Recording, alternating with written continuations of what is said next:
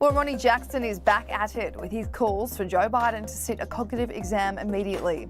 Ronnie Jackson was the former White House doctor to Presidents George W. Bush, Barack Obama and Donald Trump. He is now a Texas congressman and has been leading calls from Republican Party members to urge Joe Biden to sit the mental fitness test. Congressman Jackson has been at the front and centre of this since June 2021, when he started to send letters to President Biden urging him to sit the exam. He picked up the calls in February last year and then in July sent a letter to Biden that was backed up by more than 50 assembly makers who signed in solidarity. Now that Joe Biden has officially launched his 2024 presidential bid, Congressman Jackson has yet again renewed the calls, basically saying sit the exam or drop out of the race.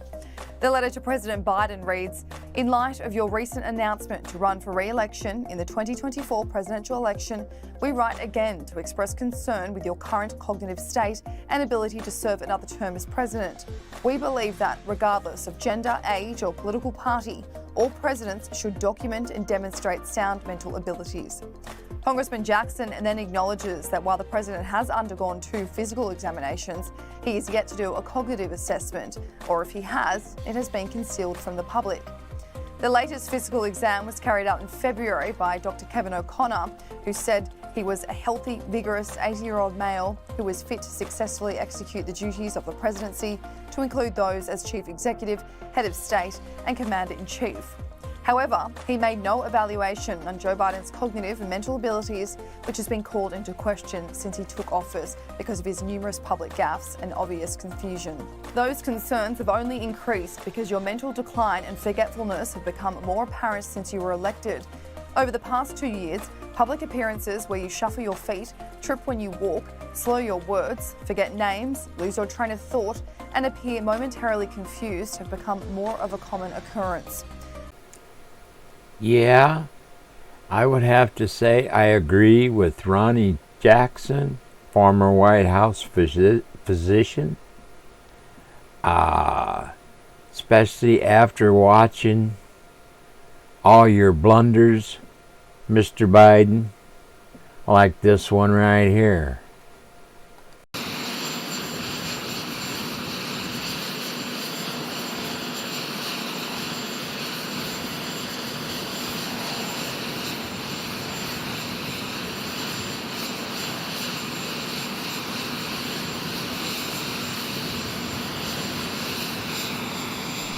Oh, Joe, things have only gotten worse since this.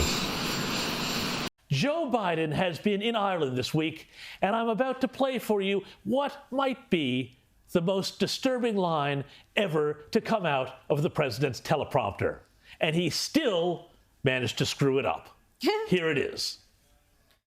So thank you all. God bless you all. Let's go lick the world. Let's get it done. According to Ronnie Jackson, this is so common that if you search Biden gaffes online, over 14 million results appear. The letter continues, while you and your staff dismiss these inquiries, the American people continue to question your mental and cognitive abilities and lose faith in your ability to lead this country. Finally, we call on you to either resign immediately and renounce your bid for re-election, or submit to a clinically validated cognitive screening assessment and make those results available to the public. More importantly, failure of such a test will allow you to come to terms with the many failures of your administration over the past 2 years and allow a mentally fit leader to emerge. Ronnie Jackson then continued this by tweeting, "Biden must take a cognitive exam or drop out. We deserve 100% confidence that our president can perform their duties. The cover-up needs to end." And I never understood what he meant when he said, "Joey, I worry about you." He'd lean over.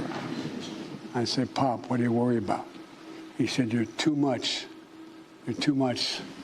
like that guy who led the revolution instead of the guy who was the prime minister." I said, he said, "You got to be less like the military guy. They shot him." And after watching this one from a week or so ago, I agree. I think he needs to take a cognitive test.